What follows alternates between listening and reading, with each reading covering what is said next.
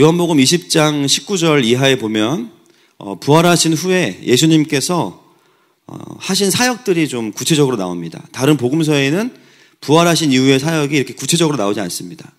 그래서 오늘은 예수님께서 부활하신 이후에 찾아가셨던 사람들을 보면서 그 부활의 능력을 함께 나누고 우리에게 좀 선포하기를 원합니다. 오늘 본문 19절 말씀에 보니까요. 같이 한번 읽어보실까요? 이날 곧 안식 후 첫날 저녁 때에 제자들이 유대인들을 두려워하여 모인 곳에 문들을 닫았더니 예수께서 오사 가운데 서서 이르시되 너희에게 평강이 있을지어다. 아멘. 지금 아마 방송실이 좀 멘붕일 겁니다. 왜냐하면 제가 준 원고가 아니기 때문에 그냥 안 하셔도 됩니다. 예수님께서 그 안식 후 첫날은 주일이거든요. 저희들 기준으로 보면 이 주일에 제일 먼저 찾아가신 사람들이 누구냐면 제자들이죠. 지금 제자들이 어떤 상태입니까? 두려워하고 있습니다. 왜 두려울까요? 예수님이 안 계시기 때문이에요. 전에는 예수님이 계셔서 든든하게 나를 보호해 주셨지만 지금은 예수님께서 함께 하시지 않으니까 두려운 거예요. 사실은 유대인들이 두려웠다기보다는 유대인들은 원래 계속 핍박을 했거든요. 그런데 지금 그때와 지금의 차이는 뭐냐면 예수님께서 제자들과 함께 하시지 않는 겁니다. 두려운 거예요. 두려움의 원인은 예수님이 안 계신 거죠. 근데 그들 안에 오늘 부활하신 예수님께서 찾아오셔서 방문을 잡고 이렇게 있는데 이 방 안으로 들어오신 거예요. 예수님께서. 그리고 제자들에게 뭐라고 말씀하시냐면 너희에게 평강이 있을지어다. peace, 평강, 그죠? 평강이 있을지어다. 여러분, 우리가 두렵고 우리가 불안한 이유가 무엇입니까? 세상이 물론 우리에게 두려움을 심고 세상이 우리에게 아픔을 주기 때문입니다. 그러나 세상은 원래 그래요. 그렇죠? 근데 우리가 그것을 언제 더 느끼냐면 내 안에 예수님께서 계시지 않을 때 그 세상의 두려움과 그 세상에 주는 수많은 공포감들이 우리에게는 더 크게 다가오게 됩니다. 바로 그 현장에 예수님께서 오셔서 말씀하시는 거예요. 너희들에게 평강이 있을지어다. 그러고 나니까 제자들이 뭐라고 하냐면 20절 말씀, 20장 20절에 보니까요. 이 말씀을 하시고 손과 옆구리를 보이시니 그 다음이 중요합니다. 시작. 제자들이 기뻐하더라. 조금 전까지 두려워하던 제자들이 갑자기 기뻐해요. 왜 그렇습니까? 예수님께서 보이기 때문입니다. 이들에게 두려움이 기쁨이 될 수 있었던 것, 평강이 생길 수 있었던 것은 다시 예수님께서 그들에게 오셨기 때문이죠. 그 예수님 오셔서 너무 좋은데요. 21절부터 23절에 보면 또 약간 문맥과 상관이 없는 얘기를 하세요. 보세요. 예수께서 이르시되 갑자기 이제 평강이 있을지어다 하시고 아버지께서 나를 보내신 것 같이 나도 너희를 보내노라. 이 말씀을 하시고 그들을 향하사 숨을 내쉬며 이르시되 무엇을 받으라? 성령을 받으라. 그 다음에 더 알 수 없는 말을 하시죠. 너희가 누구의 죄든지 사하면 사하여질 것이요 누구의 죄든지 그대로 두면 그대로 있으리라. 갑자기 성령을 받으라고 말씀하시고 그 다음에 너희가 죄사함의 권세가 있다고 말씀하십니다. 여러분, 부활의 주님께서 제자들에게 평강을 회복시키시는 방법은요, 감정을 바꾸신 게 아니라 부활하신 주님께서 완성하신 사역이 무엇인지를 제자들에게 말씀하시는 거예요. 예수님께서 부활하시고 승천하시면서 어떤 일이 벌어집니까? 하늘로부터 보혜사, 곧 아버지께로부터 보냄을 받은 성령께서 오십니다. 여러분, 성령께서 오셔서 하시는 일이 뭐예요? 예수의 영이시기 때문에 육신의 모습으로는 함께 하시지 않지만 이제는 영원히 제자들과 함께 하시는 거죠. 여러분, 제자들의 두려움이 무엇이었습니까? 예수님께서 내 삶에 함께 하시지 않는다는 거였어요. 그런데 제자들에게 성령께서 오심으로 인해서 이제는 어떻게 됐냐면 영원히 예수님께서 나와 함께 하신다는 거예요. 그것이 무엇입니까? 내 안에 있는 평강을 그 누구에게도 빼앗기지 않을 수 있게 되었다는 것입니다. 더 이상 육체로 오신 예수님은 계실 필요가 없죠. 왜냐하면 십자가에서 육체로 모든 담을 허무셨기 때문에 이제 육신의 예수님은 굳이 사역하시지 않으셔도 됩니다. 이 바로 성령을 통한 것, 그리고 죄사함의 권세로 인해서 날마다 우리가 비난과 정죄에 쩔지 않아도 되는 거예요. 그러므로 인해서 우리에게 기쁨이 회복되는 것입니다.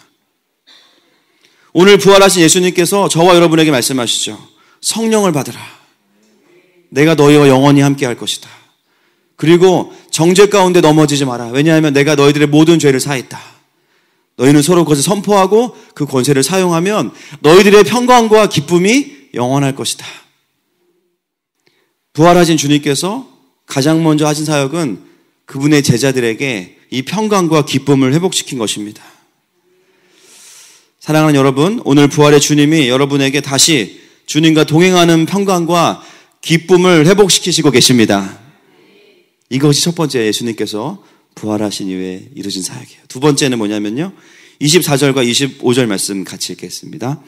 요한복음 20장 24절과 25절 시작.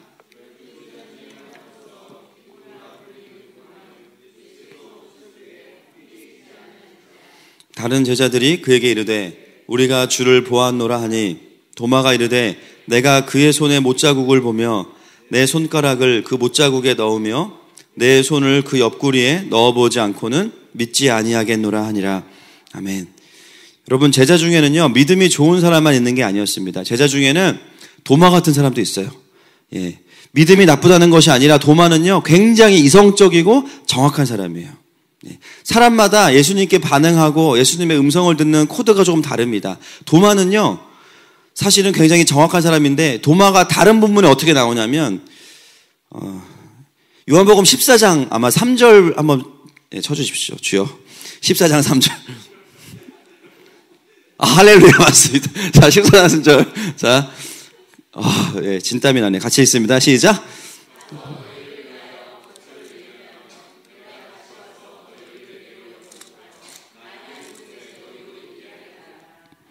아멘. 4절도 읽으실까요? 4절 시작. 내가 어디로 가는지 그 길을 너희가 아느니라. 5절 도마가 이르되 주여 주께서 어디로 가시는지 우리가 알지 못하거늘 그 길을 어찌 알겠사옵나이까. 자, 여러분 보세요. 도마는 어떤 사람이냐면요, 정확하게 이야기해주지 않으면 이해가 안 되는 사람이에요. 예, 나쁜 사람이에요? 아니에요. 그런 사람이에요. 그냥 예수님의 제자 중에는 베드로같이 그냥 믿습니다 이런 사람도 있고요. 도마는 어떤 사람이에요? 따라합시다. 맞습니다. 시작. 맞습니다가 돼야 돼요. 그리고 이해가 돼야 믿을 수. 예수님께서 지금 나는 천국에 간다고 말씀하시는데 도마는 뭐라 그러냐면 주여 주소를 주십시오. 내비게이션 찍고 우리도 따라가야 될 거 아닙니까? 어디 가신다고 말씀하시는 거예요. 그죠? 약간 이해를 못했지만 도마의 성격이 어떤지 우리가 알 수 있어요. 그리고 약간은 긍정적이기보다는 약간은 좀 냉철하고 약간은 비판적이에요. 그래서 제자들이 이제 예수님께서 십자가에 죽으신다고 말씀하실 때 뭐라 그래요? 우리도 주와 함께 죽으러 가자. 예, 그게 긍정적인 말이 아니에요. 아유, 우리 다 죽었다 이제. 예수님 죽으신다고 하니까 우리도 주와 함께 죽으러 가자. 이게 도마의 성격이죠. 그런 평소에 이성적인 도마니까 얼마나 예수님의 부활이 믿길까요? 안 믿길까요? 안 믿겨요. 안 믿기는 건 어떡합니까? 그래서 자기가 없는 틈에 제자들이 예수님, 부활하신 예수님 만났다고 이야기하는 거예요. 도마가 그 얘기 듣고, 야, 멍치지 마라. 그게 어떻게 말이 되냐. 아무리 예수님이어도 그렇지 부활하시는 것은 말이 안 된다. 그래서 믿지 못하는 거예요. 여러분, 부활을 믿지 못하는 사람들이 가지고 있는 몇 가지의 견해들이 있습니다. 제가 한 몇 년 전 설교할 때도 얘기한 것 같은데요. 첫 번째는 예수님이 부활하지 않았다는 것을 전제하기 때문에 나오는 이론들이 있어요. 첫 번째, 로마의 군인들이 훔쳐갔다. 로마의 군인들이 훔쳐갔다는 거예요. 왜냐면 예수님이 평소에 부활하신다고 말씀하시니까 훔쳐갔어요. 그래서 제가 성경을 보면서 가장 믿음이 좋은 사람이 누구냐? 누굴까요? 로마 군인들이에요. 예수님이 부활하실 걸 믿으니까 무덤에서 지켰잖아요. 그죠? 정작 마리아와 제자들은 예수님 부활하셨다는 것을 안 믿으니까 죽은 시체의 향품을 바르러 가고 제자들은 두려워하고 있고 아무도 부활을 안 믿어요. 예수님 그렇게 부활하신다고 말씀하셨는데 제일 믿음이 좋은 사람 따라합시다. 로마 군인. 예, 여러분 로마 군인과 같은 믿음이 있기를 축복합니다. 그래서 로마 군인들이 예수님 부활할지 모르니까 시체를 우리가 유기하자. 그래서 시체를 딱 훔친 거죠. 근데 만약에 정말로 로마 군인들이 시체를 훔쳤다면 만약에 제자들이 예수님이 부활하셨다고 말할 때 어떻게 합니까? 사람들 앞에 보란듯이 광화문 광장에 이순신 장군 앞에다가 예수님의 시체를 딱 박제를 딱 해놓는 거지. 야, 뻥치지 마라. 여기 시체가 있는데 뭐가 부활했다 그러냐. 그런데 아무도 그렇게 하지 않았죠. 오히려 복음서에 보면 로마 군인들에게 많은 돈을 주고서 거짓말을 시킵니다. 제자들이 훔쳐갔다고. 두 번째 우리가 이제 의심되는 게 뭐야? 제자들이 훔쳐간 게 아닐까? 그런데 제자들이 훔쳐갔다면 생각해 보세요. 예수님 살아계실 때도 예수님을 부인했던 양반들이 예수님이 부활하셨다고 자기가 십자가에 거꾸로 박혀서 죽고, 베드로처럼, 또는 톱에 켜서 죽고, 껍질 벗겨서 죽고, 화형당해서 죽고, 자기의 목숨을 걸고 거짓말을 사수할 수 있을까요? 그럴 수 없죠. 제자들이 언제 변했습니까? 부활하신 예수님을 만난 이후에. 할렐루야. 완전히 변한 거예요. 우리는 그 사건을 보진 않았지만 그 비겁했던 베드로와 수많은 제자들의 변화를 보면서 이들이 경험한 부활은 진짜구나 라는 것을 알 수 있습니다. 세 번째, 제일 말이 안 되지만 졸도설, 한번 따라할까요? 졸도설. 졸도설이 뭐냐면요, 예수님이 죽으신 게 아니라 사실은 기절하셨다라는 거예요. 십자가의 고통에 너무 막 생각해, 못을 막 받고 피가 계속 흐르니까 막 현기증 나다가 정신을 잃었어. 근데 사람들이 죽은 줄 안 거예요, 모르고. 그래서 야, 내려라, 이제 죽으셨으니까. 그리고 무덤에 가뒀는데, 무덤이 그 당시에는 매장이 아니고 돌을 파서 동굴에 이렇게 집어넣는 거거든요. 근데 그 동굴이 굉장히 시원해. 그리고 동굴에 적외선이 흘러. 그러면서 한 3일 주무시고 나니까 이제 좀 몸이 괜찮아지신 거예요. 그래서 예수님이 부활하셔가지고, 일어나가지고 돌문을 굴려내고 내가 부활했다! 이렇게 했다는 게 바로 졸도설이에요. 대단한 믿음 아닙니까? 그렇죠? 대단한 믿음이죠. 여러분, 예수님은 실제로 죽으셨습니다. 요한복음 19장 34절에 보면 로마 군인이 창으로 그의 옆구리를 찔러요. 그때 어떤 현상이 벌어집니까? 요한복음에 뭐라고 표현했냐면 물과 피가 쏟아졌다고 나오죠. 여러분, 중3 때 생물 시간에 배웠죠. 피가 죽으면 혈청과 혈병으로 나누어집니다. 죄송합니다. 나눠진대요. 그래서 투명한 것과 그다음에 피가 나누어지는 것처럼 보이는데, 그거를 요한이 봤을 때는 물과 피로 본 거죠. 제가 이제 의사 친구들한테 물어봤어요. 이런 현상이 왜 벌어지냐 했더니 심장파열. 그러니까 예수님의 사인은 십자가 고통이 아니고 쇼크사예요. 쇼크로 인한 심장이 터져버린 거. 제가 그 얘기를 금요일 새벽 설교 때, 금요일 새벽 설교 때, 그 고난주일 때 설교했습니다. 꼭 들어보시기를 바랍니다. 예수님은 이미 죽으신 거예요, 십자가에서. 아멘이십니까? 완벽하게 죽으셨어요. 도마는요, 제가 생각에는 이렇게 고민했을 것 같아요. 그게 믿음이 없어서가 아니고 안 믿겨지니까. 어떻게 죽은 사람이 부활할 수 있어? 예수님께서 제자들에게 나타나셨다가 도마 때문에 한 번 더 나타나시죠. 27절과 29절까지 말씀 같이 보겠습니다. 시작. 도마에게 이르시되 내 손가락을 이리 내밀어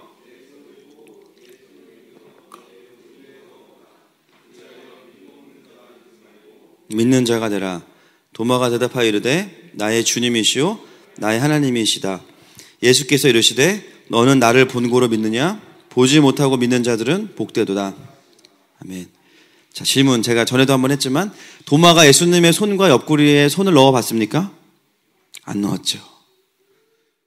만지지 않고 믿었어요. 물론 예수님이 나타나셨으니까 당연히 굳이 좀 실례잖아요. 또 주님께 또 그러면 또 싸가지 없이, 그렇죠?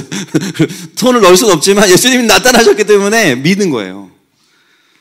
여러분, 많은 분들이 이렇게 이야기합니다. 예수님이 나에게 나타나시면 내가 믿을 수 있지 않을까?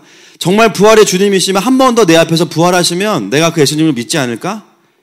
여러분 생각해 보세요. 우리가 엄청난 공연을 보고 정말 감동적인 공연을 봐도요, 그 감동은요 일주일 이상 넘어가지 않습니다.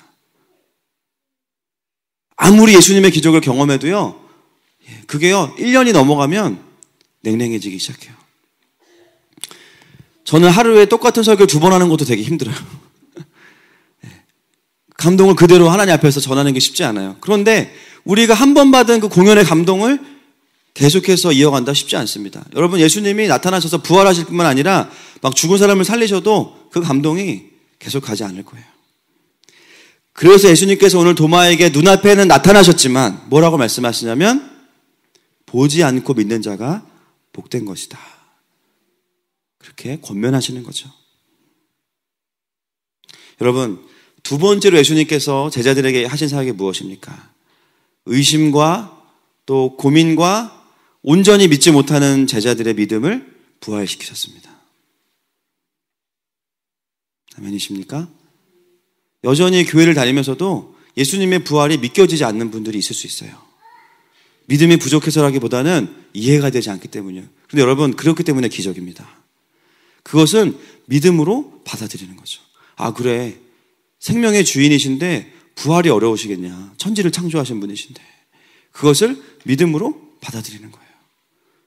여러분, 예수님 졸도하시지 않으셨고 제자들이 훔쳐가지 않았어요. 예수님은 부활하셨습니다.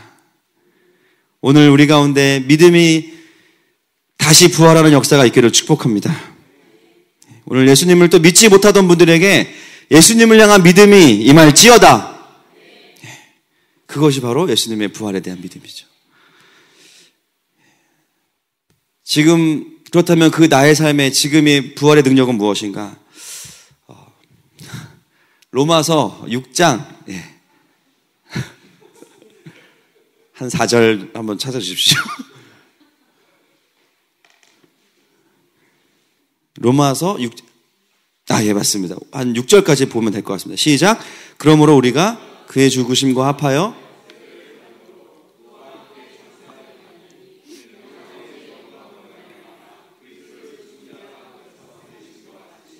우리로 또한 새 생명 가운데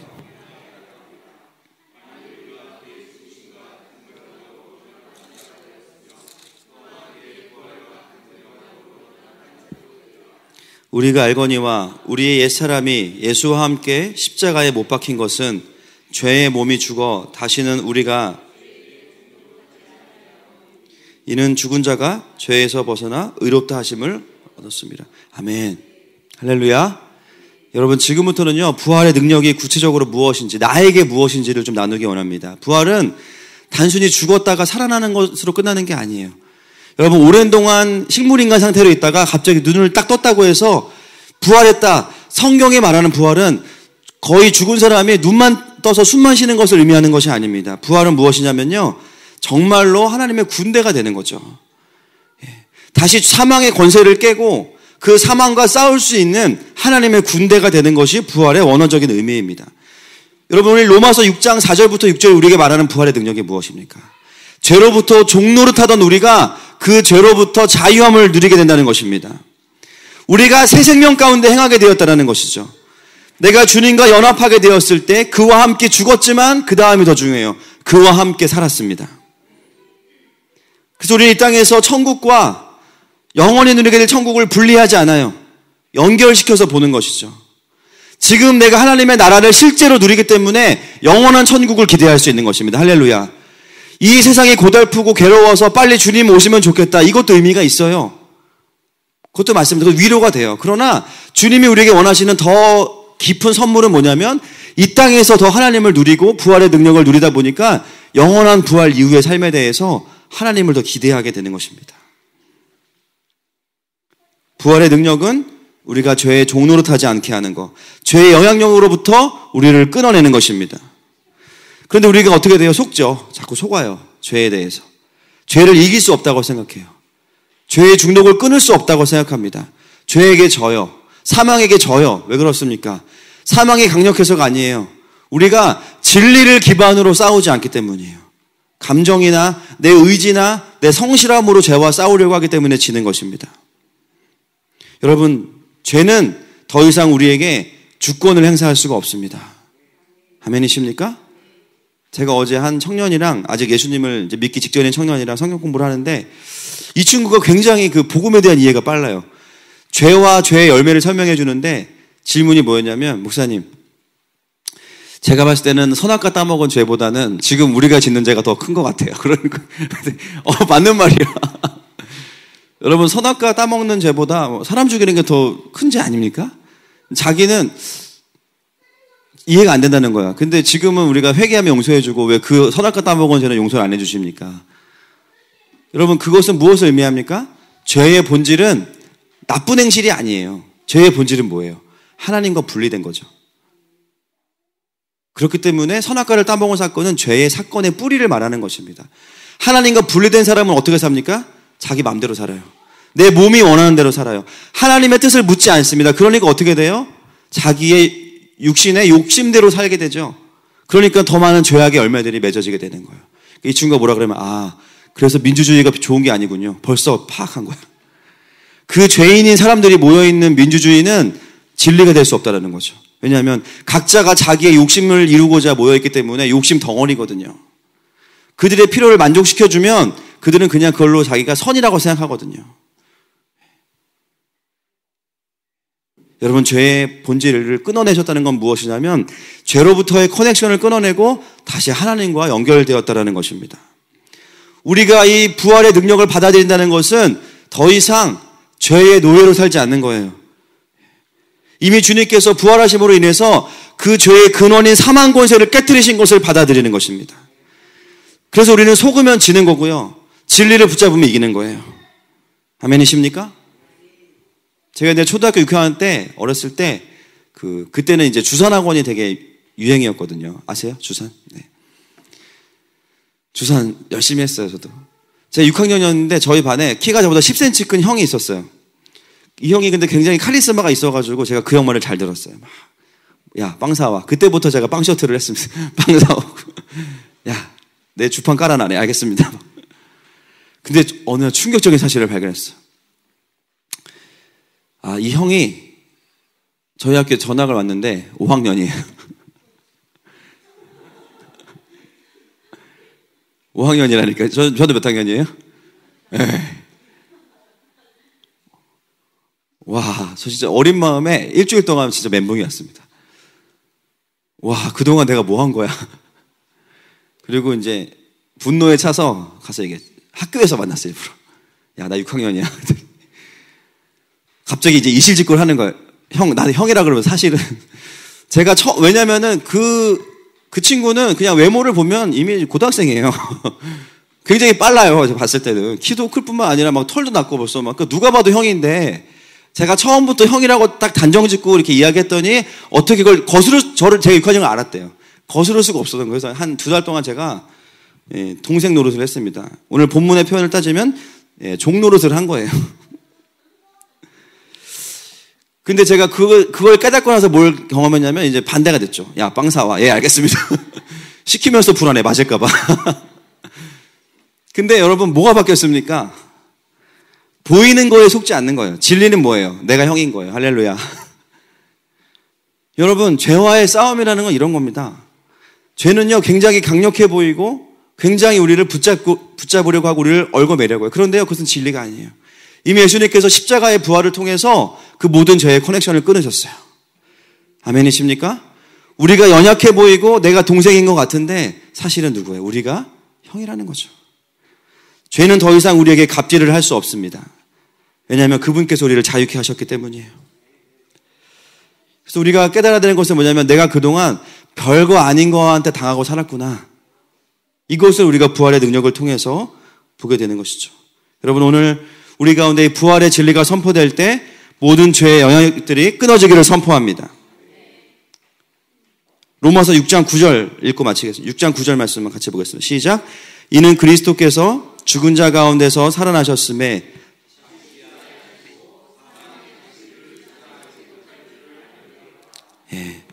말씀에 써있죠. 사망이 우리를 주관하지 못한대요. 여러분, 사망은요 우리에게 두려움을 심습니다. 고통과 질병과 불공평과 하나님의 성품 안에 있지 않은 모든 것들이 다 사망으로부터 온 거예요. 제가 오늘 설교를 왜 바꿨을까요? 오늘 이 1부 예배 중고등부 아이들도 온다 그러고 또 2부 예배 못 오시는 분들 계시는데 2부 예배 설교 되게 짧거든요.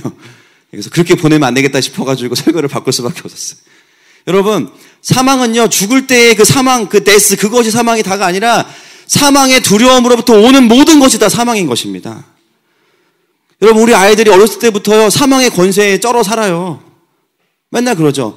너 그렇게 살다가 너네 아빠처럼 된다. 그렇죠? 너 그렇게 살다가 노숙자 된다. 너 그렇게 살다가 대학 좋은 데 못 가면 인생 어떡할래? 어떻게 부모들이 자녀들에게 두려움을 심어요. 그게 뭐예요? 아이들을 죽이는 거예요. 아이들이 사망에 묶여버리니까 어떻게 됩니까? 포텐이 터지지가 않죠. 신앙생활도 영광을 가르쳐야 되는데 아이들에게 뭐라 그래? 너 그렇게 살다가 하나님 벌 주신다. 그 애들이 하나님이 벌써 무서운 분이에요. 사랑의 하나님을 경험하기 전에 무서운 하나님만 경험하기 시작해요. 죄송하지만 부모가 자녀들에게 죄송합니다. 표현이 좀 험합니다. 거짓 선지자가 될 수 있어요. 대학 가면 교수님들이 너 이 학점 가지고 취업 못한다. 회사 가면 너 이렇게 해가지고 연봉 못 올라간다. 고가 점수 높아지지 않아요. 그럼 결혼 못할 거야. 두려움을 계속 심는 거죠. 두려움은 사람을 묶습니다. 근데 요한일서에 뭐라 그래요? 사랑 안에 두려움이 없나니 하나님은 사랑이시라. 하나님의 사랑이 빛으로 들어오면 어두움의 두려움이 떠나갑니다. 이게 부활의 능력이죠. 두려움에 묶여 살던 사람들이 어느 순간 자유를 경험하면서 더 이상 염려와 근심은 늘 우리 가운데 있잖아요. 거기를 보지 않고 하나님의 부르심을 향해 가기 시작해요. 놀라운 건 뭔지 아십니까? 여전히 사망의 권세가 우리의 삶에 존재해요. 그런데 그 빛을 향해서 그 생명을 향해서 가다 보면요. 어느 순간 염려의 늪을 지나가요. 두려움의 수풀을 헤치기 시작해요. 어떻게 됩니까? 부르심을 따라가게 됩니다. 그것이 이 땅 가운데 우리가 부활의 능력을 경험하는 삶이에요. 제가 어제 결혼을 앞둔 한 커플과 교제를 했는데 그 형제는 굉장히 좋은 형제예요. 신앙이 깊진 않아요. 그런데 굉장히 좋은 형제예요.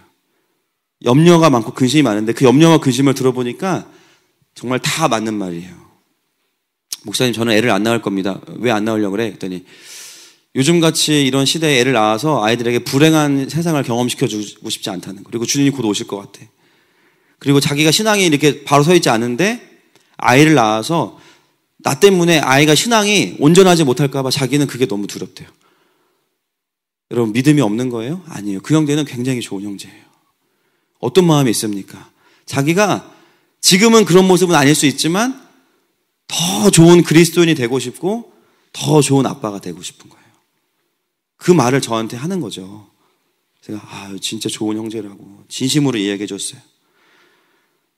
그런데 그 형제 이야기를 듣다 보면 중요한 건 저도 아빠를 내려놔야 될 것 같아요.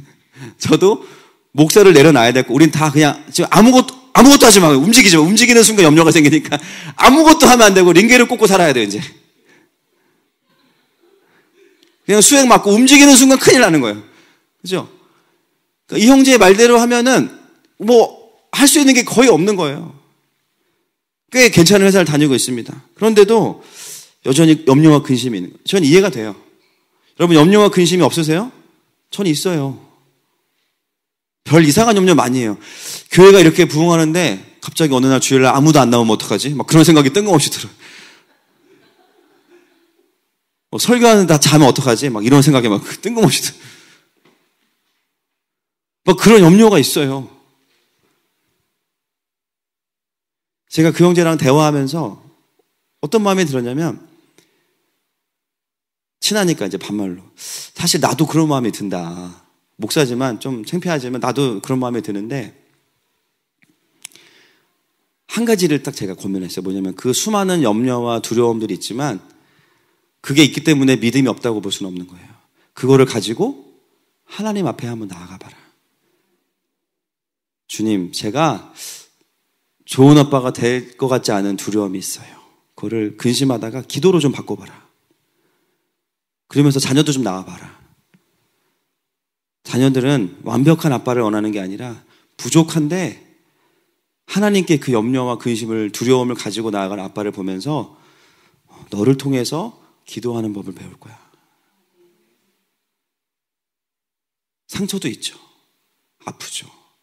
근데 하나님 앞에서 울면서 하나님께서 만지시는 모습을 보여줄 때 자녀들은 인생은 힘든 거지만 근데 하나님이란 분이 계시는구나.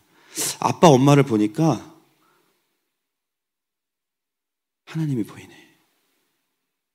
여기 있는 우리 청소년들, 요즘 청소년들 얼마나 힘든지 몰라요. 수많은 두려움과 압박이 옵니다.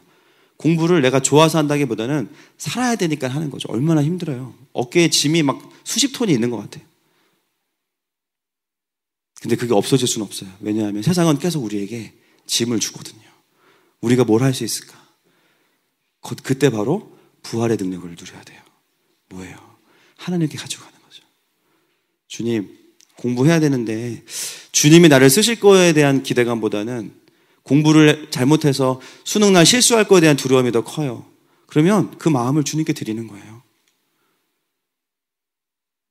그러면서 주님이 나를 어디에 쓰시기 원하시는지를 계속 여쭤보면서 한 걸음 한 걸음 가는 겁니다. 그게 바로 부활의 능력을 가진 사람들의 모습이에요. 나의 염려를 기도로 바꾸고 나의 슬픔을 주님께 탄원하는 것으로 바꾸고 내 인생은 두렵지 않기 위해 사는 인생이 아니라 살기 위해 사는 인생이 아니라 그 염려와 두려움들을 그대로 갖고 있지만 그 모습 그대로 하나님께 나아갈 때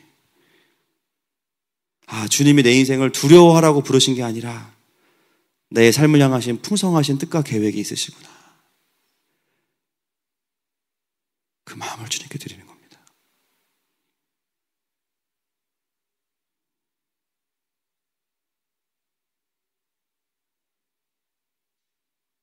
여러분, 부활은요, 죽었다가 나중에 살아날 거예요, 우리. 가장 리즈 시절로 살아날 겁니다. 할렐루야. 그런데 그때만 누리지 않아요. 여러분, 오늘부터 누리십시오. 지금부터 누리십시오. 부활하신 예수님께서 우리에게 찾아오셨잖아요. 의심 많은 도마에게도 정죄하지 않으시고 인격적으로 대화하시면서 봐라. 두려움 가운데 있는 제자들에게 평강이 있을지어다. 성령과 십자가의 죄사함의 권세를 말씀해 주셨고, 그리고 요한복음 20장 가면은 사랑과 사명을 잃어버린 베드로에게 찾아오셔서 내 인생 끝났다. 다시는 나 주님 기쁘시게 못할 거야. 내가 주님께 저지른 짓이 얼마나 큰데. 예수님 찾아오셨어요. 뭐라고 말씀하십니까? 사랑하는 베드로야, 요한의 아들 시몬아, 네가 나를 사랑하느냐. 그걸 왜 물어봐요 그때. 알면서, 사랑하는 거 알면서. 근데 말 못하는 거 알면서. 이제는 전에는 지가 잘하니까 막 떳떳하게 얘기했지. 이제는 사랑하는데 말 못해. 왜냐면요, 자기가 자기 한계를 알았거든. 근데 베드로의 성숙은 그때부터입니다. 그래서 베드로가 사도행전 10장에서 바울이 상태 안 좋을 때 잠깐 대타로 다가 참석할 수 있었던 거예요. 3번 물어보시죠. 3번 부인했는데 숯불 펴놓고 똑같이 주님 진짜 잔인하세요. 할렐루야. 3번 물어보시죠. 네가 나를 사랑하느냐. 나중에 근심하여 대답하되 내가 주를 사랑하는 줄 주께서 아시나이다. 주님이 뭘 회복시키셨어요? 베드로에게. 너 잘할래 못할래가 아니에요. 너 그래도 나 사랑하지. 그 깊은 곳에 있는 여전히 주님을 향한 갈망과 사랑이 있다는 것을 베드로의 입을 통해서 베드로에게 확인시켜 주시면서 뭐라고 말씀하세요? 내 어린 양을 먹이라. 우리 주방사역팀의 핵심 말씀입니다. 내 어린 양을 먹이라. 여러분, 영적인 리더는요, 스펙이 좋은 사람이 아니라 주님을 사랑하는 사람이에요. 자신이 완벽한 사람이 아니라 자신이 부족하고 염려도 많고 때로는 주님을 향해서 욕했던 사람이지만 여전히 주님을 사랑하는 사람. 그 사람에게 주님은 사명을 회복시키십니다. 오늘 그 부활의 주님이 하루 종일 여러분에게 찾아오실 거예요. 이따가 뮤지컬 할 때도 시퍼렇게 찾아오실 거예요.